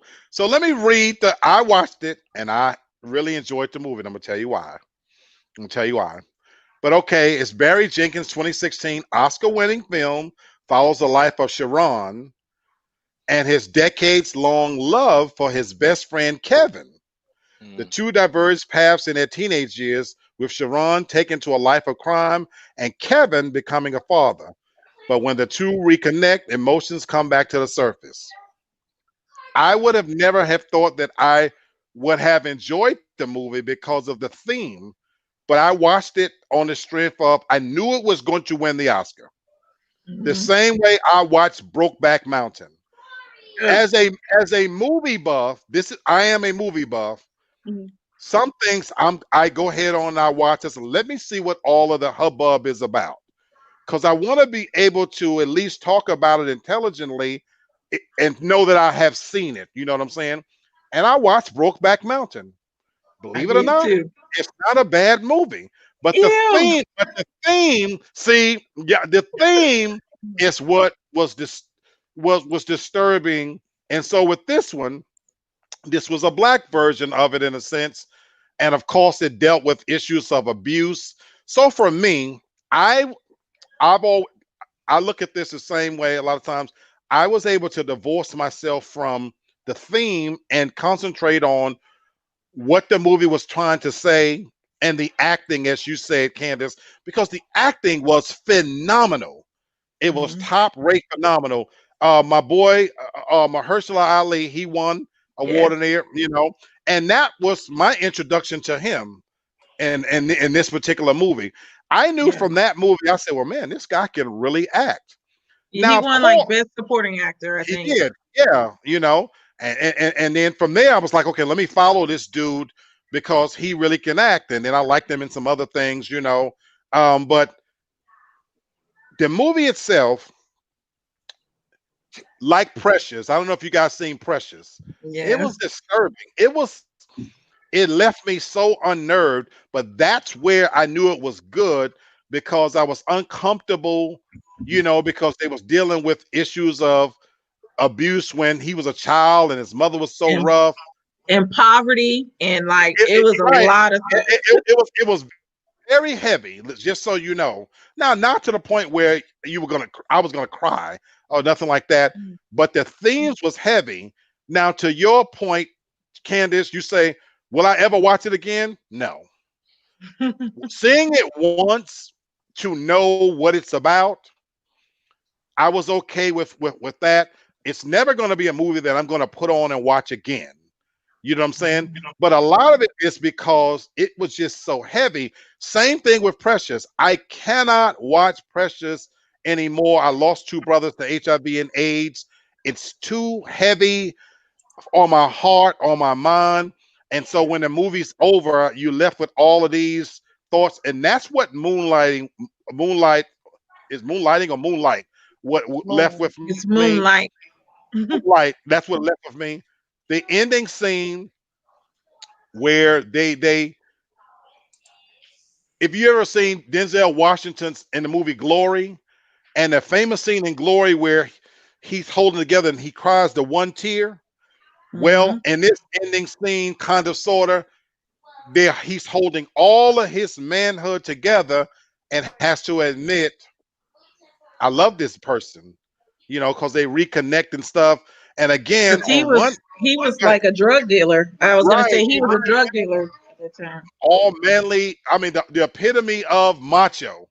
You know what I'm saying? And he run into to his old friend and reconnect where they had had a sexual experience and they denied it, and so it was disturbing on so many levels. But but at the same time, I couldn't take my eyes off watching. Well, what's going to happen with these two? And the way they ended it and left it, with the possibility, I guess you can assume that they was going to be together. But it was like, it was heavy. That was a heavy movie, but I give it credit for the acting. I give it credit for the acting. So I had to throw you guys a little loop in there, on that See, one. I'm hard on movie. If you don't catch me from the trailer or if I don't like the theme of it, I'm not gonna watch it. I don't care who's Okay. in it. I don't care if it won an Oscar.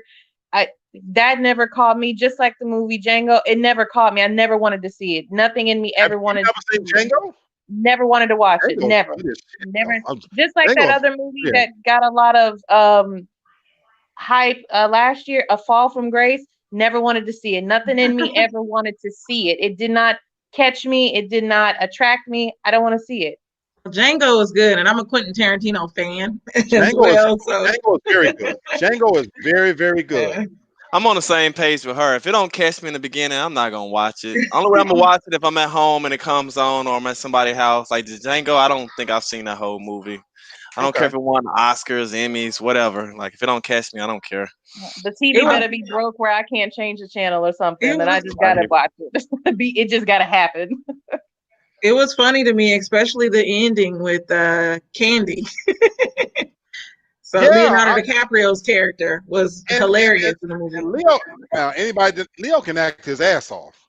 Mhm. He Leo can act can. his ass off. He And so can. that again, Django was pretty good to me. Okay, so I'm gonna go to another one.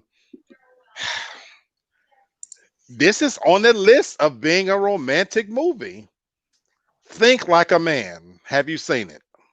Yeah. Hell yeah, multiple times. Love the movie. Thoroughly enjoyed it. I really, really liked it. Don't know why, but I did. I even read I, the book. I don't know why, but I did. I Damn, read the damn, book. I damn. read the Okay. book. I read the book and the movie, and it was all right. I'm not a big Steve Harvey fan, so sorry. Yes. But I did enjoy the actors in the movie. Yeah, Terry, it was. go I'm ahead. Go ahead, sorry. Go Tasha. ahead. No, No, I was no. just gonna say I just whenever I see, I do like to read. So anytime I see that there is a movie that is based off of a book, I like to compare of how Okay. it's Right. portrayed. Really for me, it's just more like how do they portray it. But Right. I enjoyed the acting in it, and I liked how the story was told. I like the different storylines that were going on at one time. I do like movies like that have multiple storylines going on at one I time. do So too. I do like that. I do too. I just didn't enjoy this because, Mhm. like Candace, I'm not a big Steve Harvey fan. So even when he wrote the book, I thought it was bullshit. When he would hawk it on the show.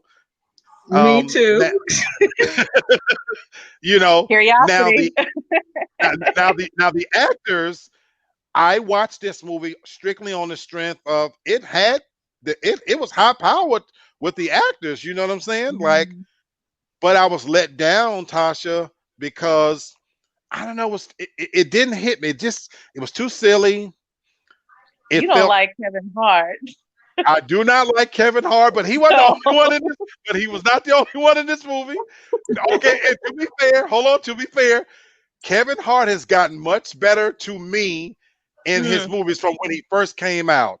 You know, I'm I'm over Kevin Hart. And I just did a show on his last show, Zero F's Given, and it was terrible. But I heard that. I heard that. You know, but I went to little side note. I went to Kevin Hart's the movie that was the most successful one where the stand-up comedy. I'm sitting in the movie theater and people were losing it. They was spitting up me. popcorn and spilling drinks and shit. And I was sitting there going, He was with me. He was so I mad. He felt was like like, "What? I was This in is a not Twilight funny." Zone movie. Tasha was killing herself laughing. Tears was coming out her eyes. is The he people- funny to people because he's just hot for the time? Because I just do not find him funny. I Now, his don't first special was funny, but I do not think he is a good stand-up comedian. I just don't see it. I don't get it. I like him. See, I'm gonna ruffle some feathers because I always felt that way about Bernie Mac. You know, Oh, yeah, Whoa. like I know, man. Shots fired. Yeah, I never consider him funny. Like I seen like all his stand up routines and the Kings of Comedy. When he came on, people were dying. I'm like, man, if this dude don't hurry up. He's hilarious. Milk and cookies. oh my Yeah, God. I thought that was semi funny, but he never Okay. him and Steve Harvey have never said anything that just made me laugh out loud. Like that's just funny, like like a Cedric the Entertainer Wow, or wow, even wow. Kevin Hart. Yeah, I just can't get with him. I've think Kevin never Hart- met anybody that didn't think Bernie Mac wasn't funny. You're the first Yeah, person I've ever met that don't think Bernie Mac is funny. Yeah, I don't Yeah. play Wow. that too often. Right. Wow. Myself. Okay, Yeah, that's a I little. think Kevin- That's a little. We went side on that one. Go ahead. Yeah, I'm sorry. I Go ahead, think Kim. Kevin Hart to me is more silly versus comedic. So I Right, can see why in right. a movie he would be good because he can play a silly character. But that stand up and especially this last one where he called his daughter a hoe, I just did not find it funny. I read about it and He it did. didn't go He well. said she was exhibiting hoe behavior. He Now- said she had hoe tendencies, and he said he called his Now the old joke hoe. he told, to I didn't see. find it offensive. Now, with that said, the joke he told, I didn't find offensive. Right. I just I didn't. don't I know. just Matter of he has fact, a nice it was house. not even a new joke. It wasn't even a new joke. I think which comedian actually told that same joke on stage where he said his baby had the bottle and is squeezing the milk. Corey and he said, Holcomb.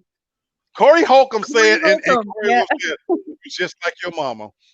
I don't know, but that's So you funny. get it? So that's what. And Corey Holcomb is funny as hell, but he's offensive on every level. But he's funny as hell. But okay. But to that point, Kevin Hart is silly. I agree with you. He can't act, and in a romantic comedy, I just couldn't buy. Tasha, every time he would come on screen, it would just screw it up for me. Like, I know. you know.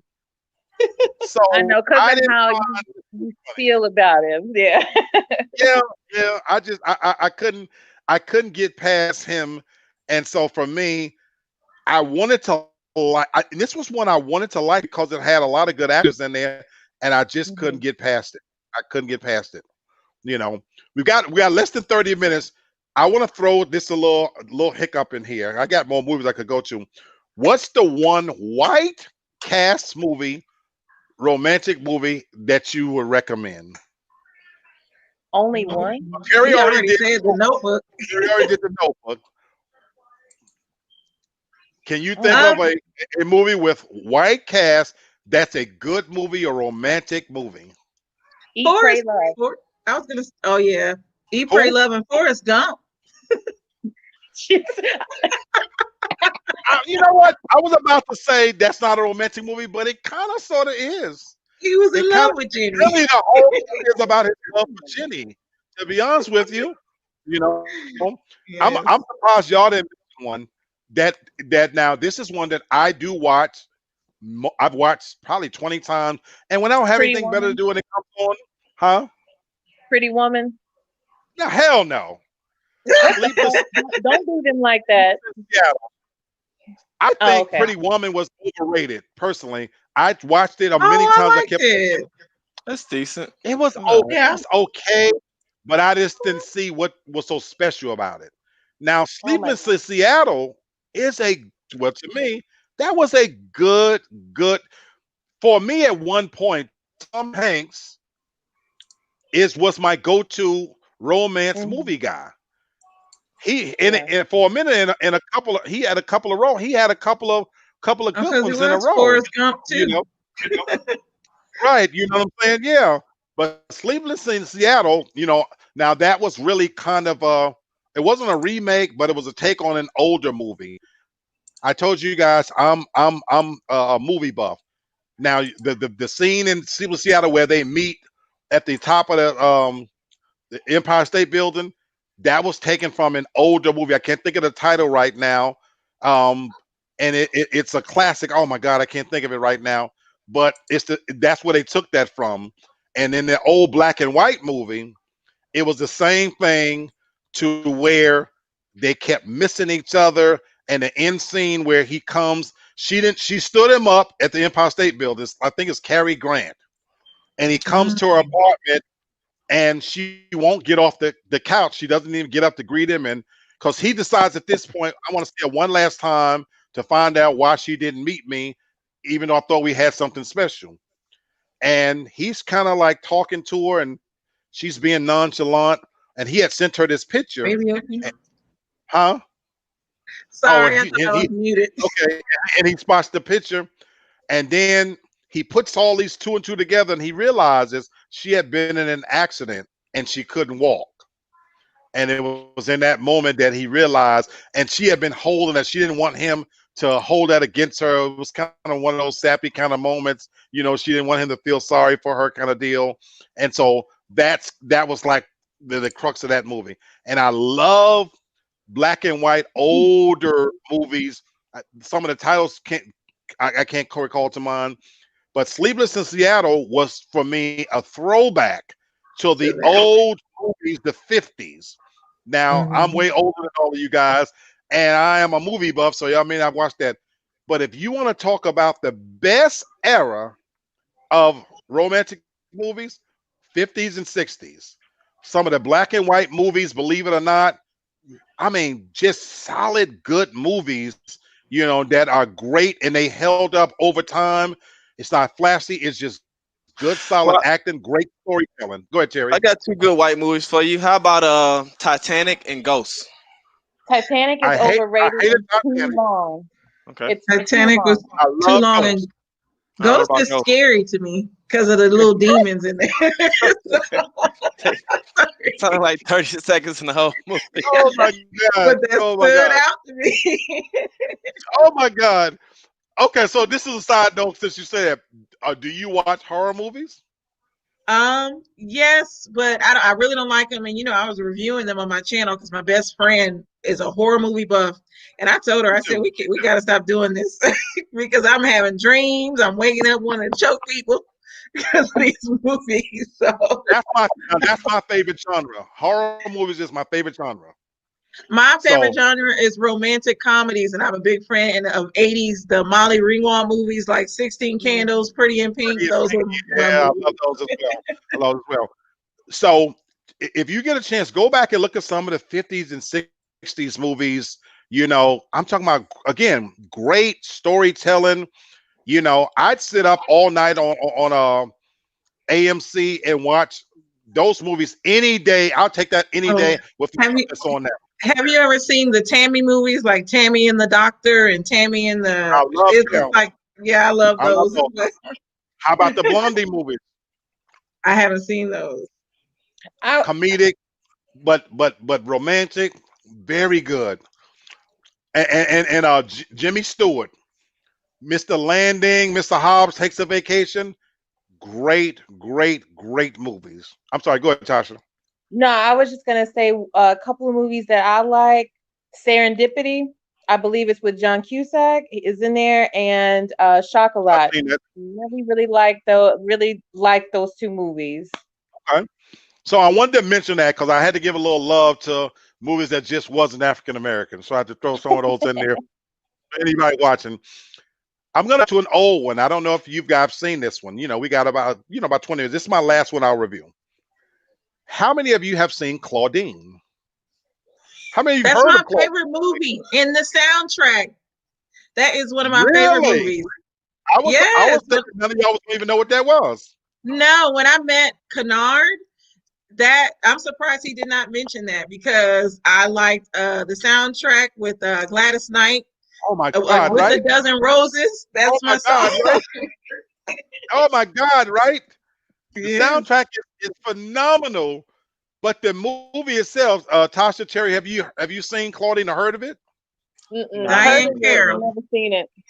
Gotta watch James it. Diane Gatewood, Carroll. is good. Diane Carroll. It's a and I'm gonna tell you something that what makes this. Oh, please go back and watch this movie. This is in the 70s.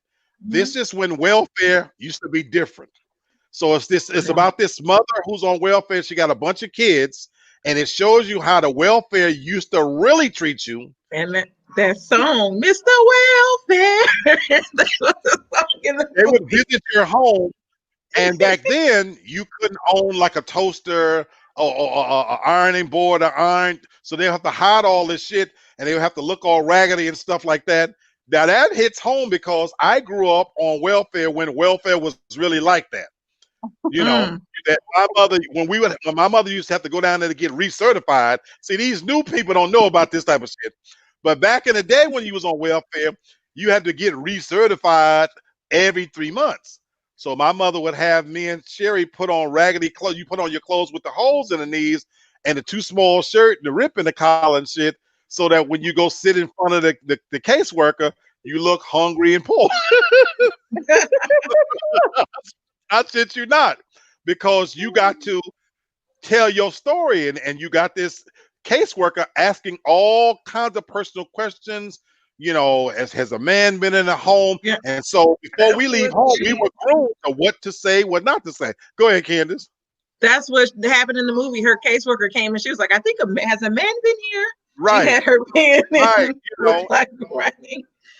And he was and hiding, holding the TV in the closet. right, he's a sanitation worker, and he just innocently flirts with her coming from work, you know, because she cleans houses. You know, back then, that's what most people did. My mother cleaned houses, whatever. And they start dating, and and it's not a silly comedy. It has deep themes, you know, believe it or not, because Yeah. it kind of deals with, in this instance, how the system works against him. That if he marries her, they cut her off. You know Mm-hmm. what I'm saying? So she get less money. So in a sense, you have to hide falling in love to keep money coming in and take care of your children, because they want to keep you compressed and pressed down. And then, of course, for him, he had no intention of falling in love with a woman with all these kids. What Didn't started out he for have him, kids? he had kids, and some of which he had ran out on his own kids, as a matter of fact. Mm-hmm. So he was kind of like a deadbeat dad kind of deal. So when he met her, he just had intention of having fun, dating this woman that he was attracted to. But of course, he not only fell in love with her, he fell in love with the kids. And then these kids are a piece of work, mind you now. Yeah, The her oldest son is all Abdullah, radical and shit. Right, yeah, you know, Abdullah was teaching her daughter how to hold her liquor. the daughter gets pregnant, you know, she's fast. I mean, they deal with real shit that you would, and like Ken said, the soundtrack playing throughout the movie.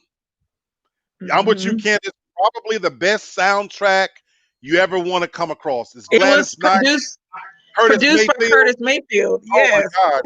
So all the hit I'm talking about, and they coming on at the right time. It takes you through. So if you ever want to get a feel for what the '70s ghetto life was really like, this is the movie. This is the movie right there. And I'll throw an honorable mention as my last movie in there. If you want to know what it was like, my childhood growing up, Crooklyn. Spike Oh, Lee's yeah. Crooklyn. It's my childhood. The games we played, how we played in the street, Lodies. These are games that people probably never heard of. They're living in brownstones, and So what it was was it like. really Huh? was it really drag queens in the store and stuff? Like RuPaul? That movie is my childhood, and every part of it. The part that really resonates. So if Sherry was on here right now, every Saturday you look forward to Soul Train coming on. No matter Oh, what you were doing when Soul Train come on, everybody runs to the TV. And what's funny is they have one little TV, the way we had, then you looking for the dancers. Then when the Soul Train line, all the kids start dancing and you do the Soul Train line. That's how we used to do in our house. We I literally did it. yes, I love that movie, but that is one movie that makes me cry due to the mother I cried. dying. And the I part cried. that makes me cry is when the little girl runs downstairs thinking her mother or somebody is her parents are Yeah, fighting, yeah. and it's actually just her father. And I every time I see that, I bawl. It gets me choked up too. Because for her, it's a coming of age story. Yeah. You know, in this instance, she has to grow up a little bit quicker, by losing her mom. And me telling you this not going to spoil a movie. It's got Alfred Woodard in there, Delroy Lindo, the Mhm.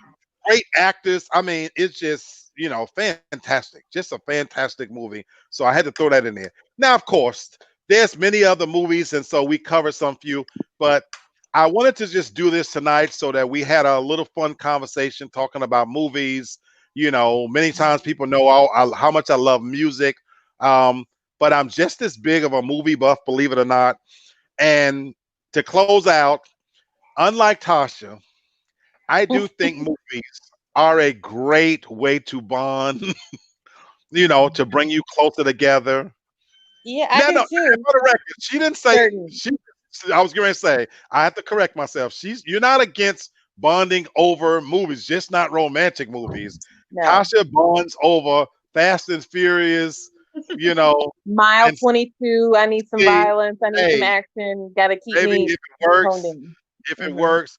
But that's at the end of the day, that's what the most important part is that part that what movies can be a nice bonding experience. And the reason why I want to bring that up, so you guys know as I close out, there's a lot going on every day to distract us. Some of it doesn't even make the mainstream news, but we talk about it amongst each other, and I don't know if you guys do the same. Tasha and I literally have hour-long conversations about shit Hmm. that will make you cry.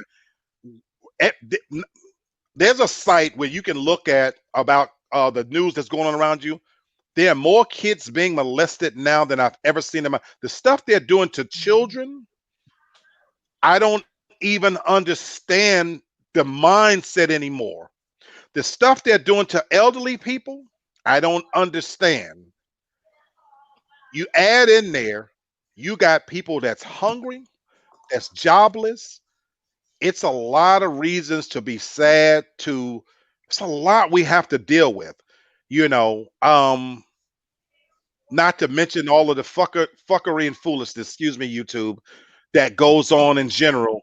And so movies, if just for those little moments can take you away to give you a little bit of peace, I wanted to do this because I wanted to be able to at least highlight a way that sometimes we can use movies to take ourselves away from reality if it's nothing but a couple of hours to bond with somebody special where you can and I don't really care if it's action movies, comedies, sci-fi, whatever, but if you've got somebody whose company you enjoy, it's a cool thing to have to watch a movie. And I'm gonna go back to what I said in the beginning because I do this for me individually, and I encourage you to do it for whoever you with.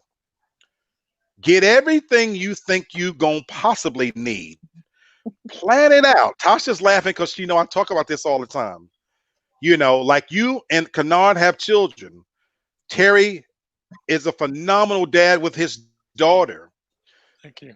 So everybody's situation might be different. Tasha has a situationship. I don't have anybody. But do you know I treat myself, even though I'm alone? I go out on Saturdays and I get everything I think I'm gonna need. I ran my errands today. I got crab legs. I got me a nice bottle of Manischewitz. I'm getting ready to. I've taken me a hot bubble bath with the bath beads in there. When I first came on, my fingers was all wrinkly. I'm smelling good, feeling good. I'm getting ready to dim the lights. I'm going to find me a good movie, And I'm going to treat myself well because it's been a tough week. I pray for people who are going through some things.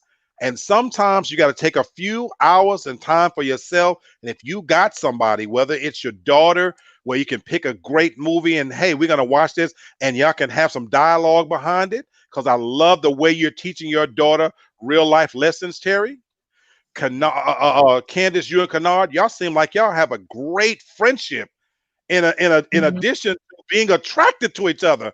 The other week when y'all was telling y'all romantic, that was the best part of the show, that you told something, he came in, and it's a beautiful thing to hear that you two still find each other attractive despite having the kids and stuff like that.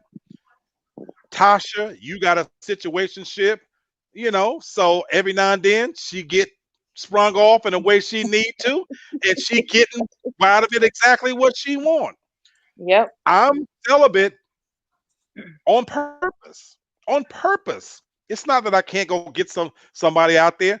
I'm making conscious decisions that the next time I have sex, it has to be something that means something. I want something more out of it. And so I'm happy with my decisions. I'm red blood. I get horny a little here and there, but I'm happy with I love where I'm ending my year out for the record.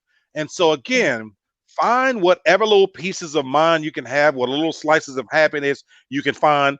It just so happens tonight, I wanted that to be talking about movies. So I wanted to bring that up and, So I know you're closing out. Yeah, go ahead, please. Can I ask a question while you're closing out? Sure. So real talk for real, man. Is this just random, topics that y'all feel like y'all want to talk about, or is this supposed to be topics that help us understand one another in relationships and I guess the latter. Okay. Any preview of what's coming up, or like if somebody wants to make some suggestions on some things, topics we'd like you to talk about, like how could we do that? Please send that to me. So I guess I need to make that available, but if you're on my friends list, please, I would welcome that. At one time, we remember I put the 5 topics out there, so that didn't kind of work, but please. So for the record, that's exactly what we do. I'm no expert. I don't have the answers, but the topics we try to bring out is so that we can put it on the table and be better and interact with each other. So yes, please do that. So you know what, Terry, with you saying that, I need to do a better job at coming on and saying, hey, if you got something you want to talk about, please send them to me. Post it to my page, send it to me. I will welcome that. Yeah, I got a lot of topics that come up that I would love to talk or just hear y'all opinions on. Maybe you covered it, maybe you haven't, but everything from, in my experience from, like on first dates, is it cool to go Dutch nowadays? Is it cool for women to pay? Is it cool for women to chase? I could just go on and on. Like on first date, why do so many black women like bail out on first dates? Maybe it's just been my experience. Like things like that I've been waiting for you guys to kind of talk about. Please, again, if you only knew how me and Tasha rack our brains to try to constantly come up with new concepts. I'm combing other people's shows and picking out things, and I send myself texts. I wake up in the middle of the night, or if I'm watching something on TV and I think, oh man, that'll be a good topic, I text it to myself. Then I'm on the phone with Tasha. Now, the good thing about that is I have a bevy of things in the hopper. So we're not going to run out of things to talk about because we constantly do this. But when you throw something out there, that it'll go right to the top of the charts. So that you said that, you ain't said nothing but a word, nephew. Okay. That's what we'll talk about on Wednesday. Yeah. That for me, I'm 100% open to when you say that that's what you want to hear about, because to me, you're telling me that that's something we haven't covered yet. So I tell you what, Wednesday's show, we will be talking about that. Okay. And any other ideas, please let me know. Please let me know. I'm open to that. So yeah, absolutely. Just warning you, mine might be a little chippy. Some of the topics that I want to talk about is. Is it like Kevin Samuels? I handle. That's the ones I like the most. Yeah. That's the one I like the most. So please, so if I'm hearing you right, you got multiple things you could Oh, throw out. multiple. Yeah, that I want to know about these women that nobody really talked about or covered yet. So Please. Well, you have my word, 100%. I haven't had a chance to get with you. You have told me about YouTube's algorithms. I missed my talk with you today, Candace, on that, and I got this other person that I'm networking with. For the record, no, I'm not gonna bring that back up. There was a mishap today, and so Candace, I didn't get a chance to get with you. Something life or death came up, just so you know. But I hope to Oh, no worries. I hope to I'll be free tomorrow as well. catch you tomorrow. What you guys should need to know, Terry, this is my younger nephew, but I consider him my mentor when it comes to this social media thing. So Terry has consistently given me ideas to make me better, to give me things to think about, and always press me to be better and do better. So nephew, I try not to bug you with things, but I definitely look forward to our next conversation where you can kind of critique what we're doing and give me some ideas. And definitely, I want your topics. I okay, need those. I need those for sure. So okay, absolutely, thank you for bringing that up. So cool. anybody else got anything to add? All right. Mhm. Well, you know what? I'll end it by saying everybody have a great evening. My prayers will go out to each and every last one of you to deal with whatever you're coping with. And again, be good to yourself for real. Life is short. Be good to yourself. Okay. Okay, cool. All Thank right. you. Bye-bye. Good night.